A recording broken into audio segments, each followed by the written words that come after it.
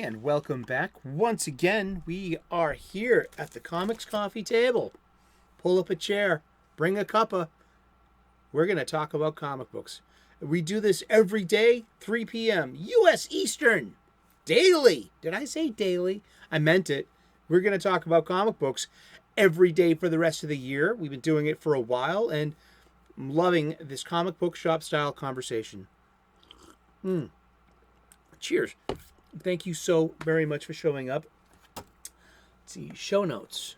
What's in our show notes today? Set your timer. Thank you. It's very important, have parameters. The Comics Coffee Table, the Overstreet dedication. Oh, yeah. How can I forget? I'm rebagging, reboarding, and reboxing my entire collection. And while I'm doing it, I'm going to get a ballpark figure of what my comic book collection is worth, and I'm also going to get my head around the 10-point grading system that's universally accepted. So I got these two bad Larrys. You can find links to the Amazon pages in the description. But this is the Overstreet Comic Book Price Guide, the most current edition. This is the Overstreet Guide to Grading Comics, 6th edition from 2001. And it's been a really fun learning journey so far. I guess one of the most practical things I've received from this information has been to keep a better eye on the condition of back issues when I buy them, which also gives me the thoughts cut. Like, excuse me, do you have final negotiation power on the price of this back issue? I'd like to dispute. It's got a couple of dings on it. What's a ding? Ding's a word that we use a lot. I'm gonna, bring up a comic book here that's got a lot of dings in it. We're gonna just get right into it. Wow, this is an issue 1 of 8. It is. I've already looked it up, and that it's only worth $4. It went for $3.99 in December of 2017. I got the first 3 issues, and around that time, this is when I'm starting to figure out that Tom King is having a bad impact on my reading experience as a DC fan, followed by this DC Rebirth, afterbirth blues, this postpartum depression of the DC Rebirth. I kind of got off the whole thing about Heroes in Crisis. Yeah, it was like that. It's not just Tom King's fault on that. Somebody edited, the editor's fault, whoever greenlit that, whoever chose to tell that kind of story. It's horrifying, just on all levels. I could go talk about that for days. I prefer not to. Here. It's Batman White Knight, issue 1 by Sean Gordon Murphy. All right? Look at the horrid condition I left this funny book. This is there's this dust. There's no bag, no board. This is a comic book au naturel. I think this is a great example of how not to treat a comic book. We all have a few in our collection.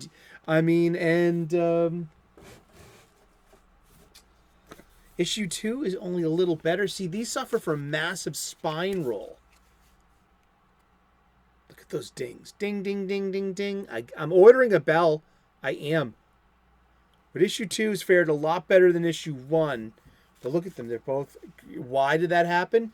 Well, because they were in a box of comic books that none of them had boards, and that was only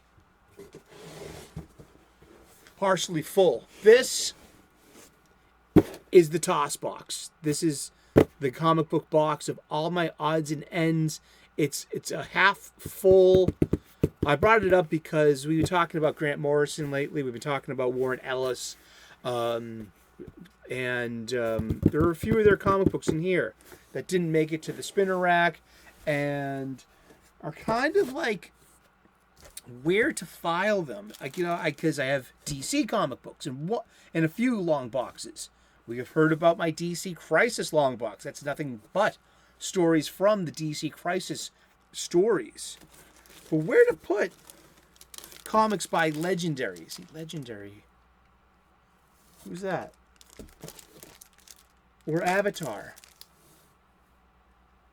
Who's that? You know? Exactly. Yeah. This is more Warren Ellis. This is really fun too. You know, just he had the ability to write these short 3-issue stories, which is great because that's 3 acts. This is a nice 3-act story. This is 3 of 3. I mean, this is Captain Swing and the Electrical Pirates of the Cindery Island. It's a steampunk tale set in Victorian England, and it's just great art, and you can't get this anywhere else. I mean, like these are these great Warren Ellis stories. Like these magazines are real. Oh, these are in great condition, but this is a really fun comic book. Yeah, just interesting art. And like I said, there's like a historical divergence, and there's there's a ships in the heavens using like an anti-gravity thing, using electricity, which was new at the time. So yeah, these are really, really fun. They all need boards. You savage. You bloody savage. That's from Kevin Smith. Take it up with Kevin Smith. Let me know how you fare with that. Bring up He-Man first. I'm sure you'll have his rapt attention. That's from Mallrats. Let's see. What else do we have? We have Ignition City by Warren Ellis on Avatar, 5 of 5. And this is about this is about spacefarers and but space travel has been limited, so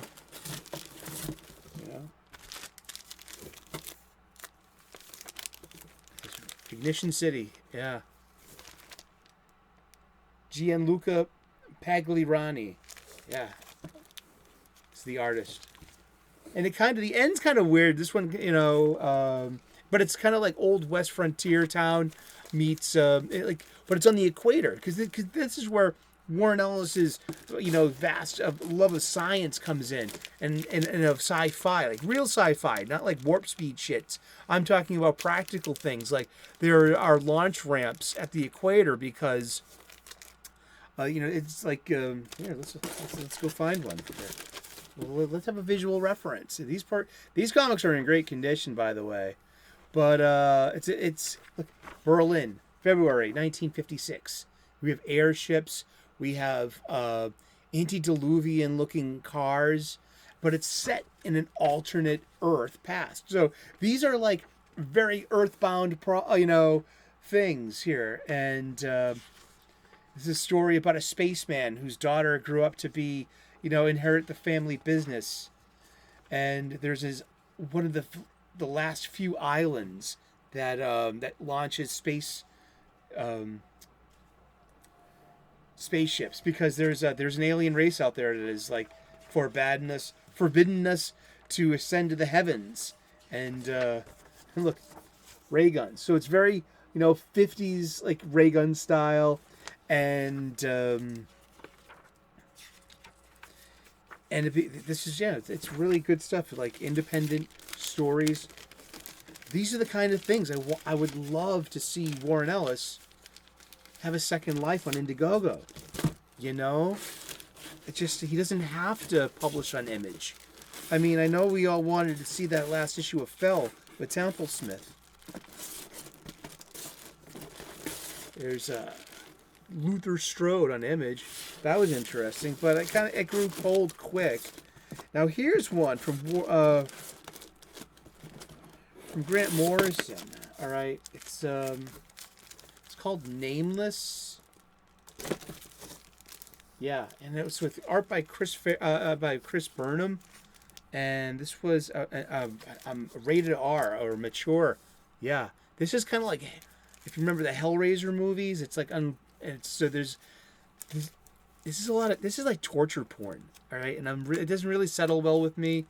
I grew up Irish Catholic, so seeing like the Renaissance art of tortured souls, in the Inferno, with naked people on fire and gleeful demons, and just this all.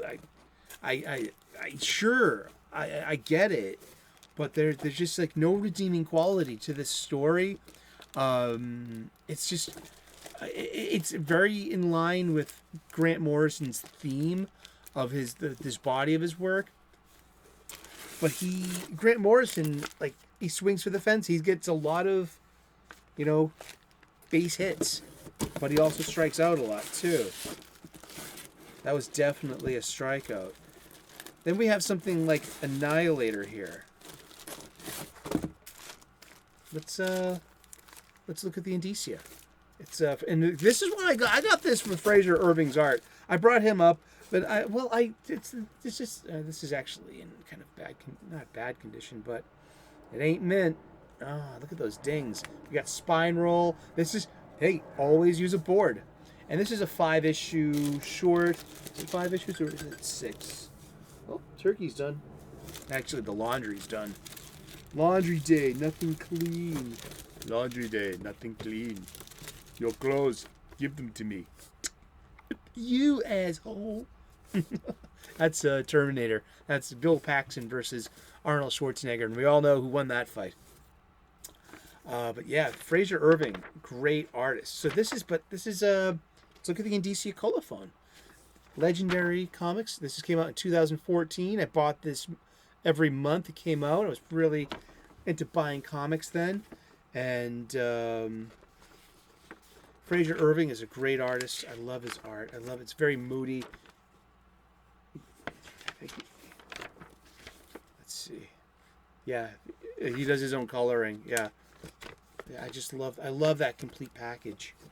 But this is about a depressed writer who is having writer's block and is trying to write the story of his life, which also might be an alien incursion. It's part of so you don't know where the writer begins and the hero of his story ends. And it's really, and once again, it didn't go anywhere. It had no redeeming qualities. The art was great and beautiful. And maybe I missed the last issue. Yeah, I don't have issue 6. I don't think I do. To be concluded. Yeah, it could be in here. Yeah, so there are a lot of misses in the top in the Tosspot box. Yeah.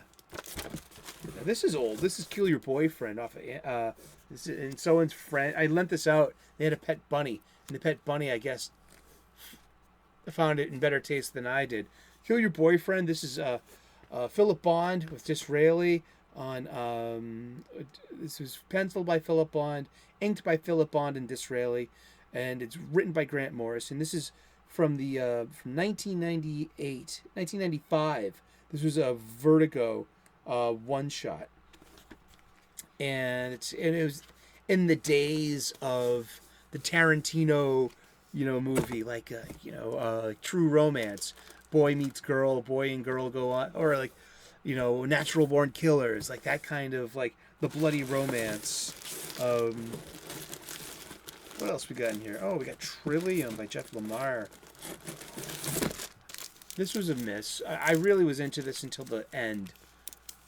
It was really interestingly done too. It's like 2 story. It begins this is a flip book, so you need to flip the book over halfway through the story because you have 2 people in love at different times in different places, but space-time doesn't matter. It's just that's part of it, and they have to be reunited in the end, and where and when are they? And overall, it didn't work for me. Yeah. What else we got here? This is old.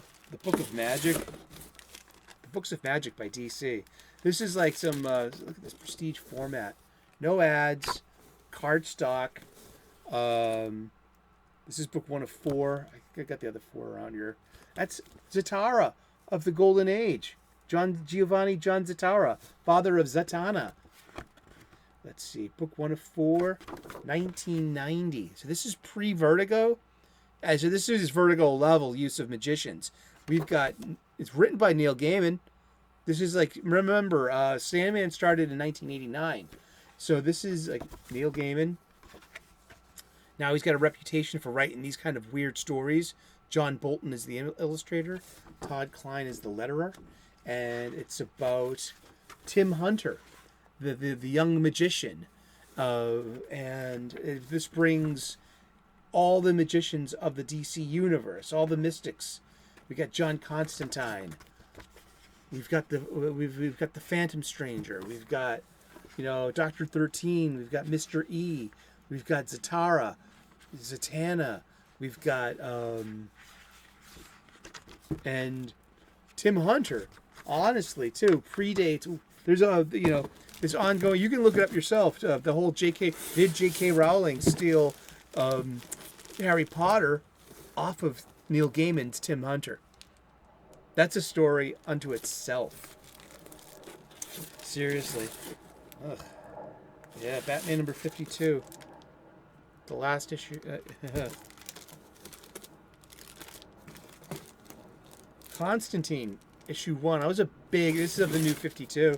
And, but this is a Riley Rossmo. That's a Riley Rossmo art. Okay. And this is, They were talking about this last week on Aficionados. Riley Rossmo, yeah. Yeah, like something like this. Riley Rossmo, I guess, is doing Tim Drake Robin right now, which has a lot of notoriety. But this is a beautifully kept. This has got no spine roll. It's got no dings. Nothing. No ding wrong. No, that's nothing wrong. No, nothing wrong. Rip it. Oh, knock it off, Eric. Just don't. You don't have to always go for the pun. You always have to go for the pun. Yeah, look at this. Red Hood and the Outlaws. I gave the new 52 a good chance, man. I love Jason Todd stories. This was interesting, and but also it was confusing as hell because of the whole doomsday clock conceit of where are the missing years. Like, how did that 5 years later new 52 post Flashpoint thing treat our youngest heroes, the young heroes? But this introduced me to Kenneth Rocafort. And he's an amazing artist. He's doing a lot of independent stuff now. He's making a bundle on the indie scene. But Kenneth Rocafort, I like his stuff. I feel that, I'm fascinated with Robins. Oh, see, that's the Jason Todd Robin. You can know that by the red domino mask. So, this is the past versions of themselves have come to beat themselves up. See, let's see, that's what, Junkie Speedy? Coming to beat up, current Speedy. That's Robin, before he gets killed. But look at I love the design of this Robin outfit. Seriously, I like that a lot. Yellow cape, use of the primer, the good colors. I mean, green. I mean, you don't need, to modernize a Robin costume, you got to get him out of shorts and pixie boots.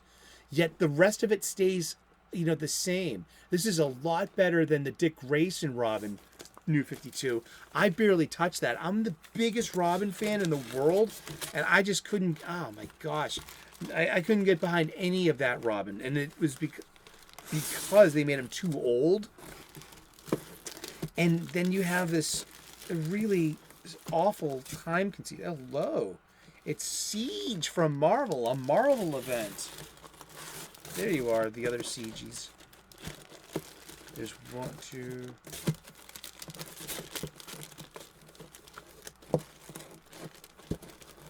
Siege, a Marvel event. And I had this with it too. The Dark Avengers Annual by Brian Michael Bendis and Chris Bacalo. I mean, this is really good.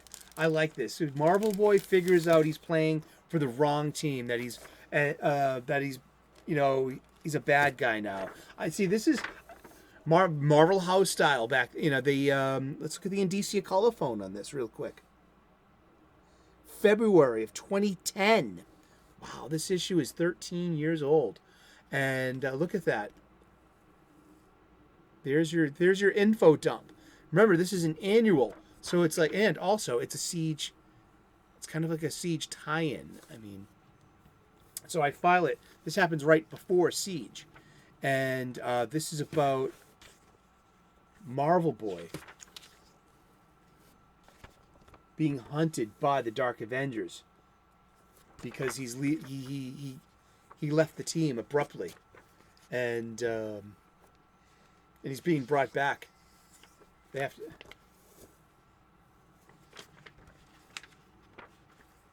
Yeah, and here's your siege checklist. Make sure you get every issue. No, you didn't need it. You didn't need any of this. None of this.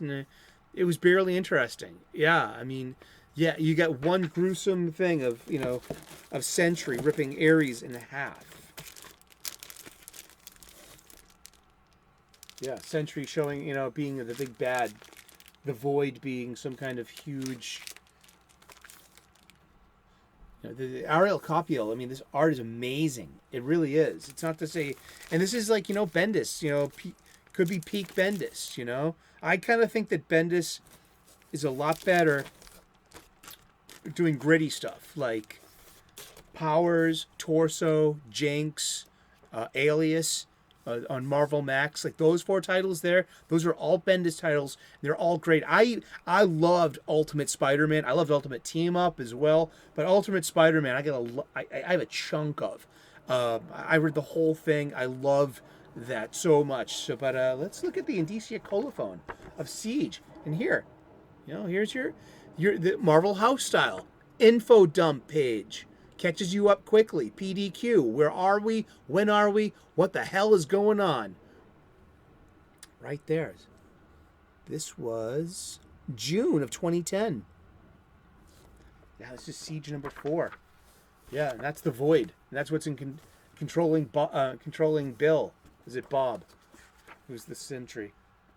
But yeah, this is how the Marvel Universe gets out of the Dark Avengers days, and it gets out of this is after Secret Invasion, and then the Dark Reign. Dark Reign was when Norman Osborn, who kills the Skrull Queen, spoilers, is awarded the leadership of Shield, and who he renames into Sword. And Norman's having some good days. His Green Goblin days are very few and far between, but he's still Norman, and he's still, he puts together a Dark Avengers team of villains that are masquerading as the Avengers. And I think it's really fun. That's the last time I really had fun with Marvel Comics, me personally. It had to been the Dark Avenger days. Just because that was a interesting idea. Way to turn a spin on that. Bendis did New Avengers as well. I love annuals. Oh, the finale. Oh, this is not an annual. This is the New Avengers finale. The New Avengers were Cap's team of Avengers. Tony, Iron Man, had his own team of Avengers, the Mighty Avengers, the government-sanctioned Avengers, after Civil War. Well, that's all we have to talk about today. Thank you so very much for tuning into the Comics Coffee Table. We'll be getting more into the long box, the toss pot box. This is just where odds and ends have ended up, and we'll be getting to that, later in the week and maybe tomorrow. Tune in, find out, 3 p.m. U.S. Eastern, and we'll find out who we're talking about when we turn the page tomorrow. Thank you so very much. Please like and subscribe. I would love to earn your subscription. We make daily content here. And tune in tomorrow, and we'll see you then. And like and subscribe. I would love to earn your subscription. We make daily content. Cheers. Have a good day.